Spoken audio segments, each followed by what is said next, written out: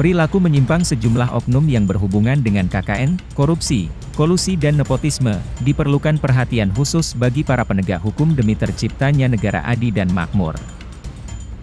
Salah satu puskesmas Pataruman yang termasuk wilayah Kabupaten Bandung Barat, diduga di tubuh Dinkes, ada penyimpangan berkaitan dengan dugaan gravitasi dan penyalahgunaan anggaran.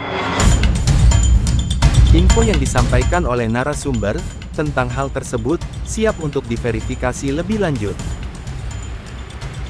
Tim praktisi hukum Kabupaten Bandung Barat pun angkat bicara. Seandainya ada temuan korupsi di pemerintahan, mau korupsi ke mau gratifikasi adalah sebuah perbuatan melawan hukum, ya. Ya tentunya kita dari masyarakat ya.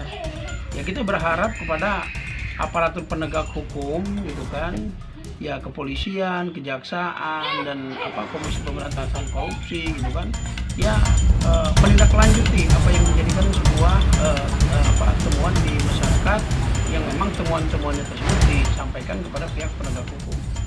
Tapi ya tentu tadi ya masyarakatnya juga ya tentunya harus sama-sama memahami gitu kan, menganut memahami dan menganut tentang pemahaman asas praduga tidak bersalah.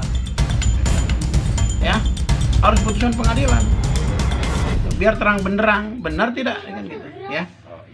Kalau masih di tahap penyidikan itu ya tetap kita harus menjunjung tinggi asas praduga tidak bersalah. Ya.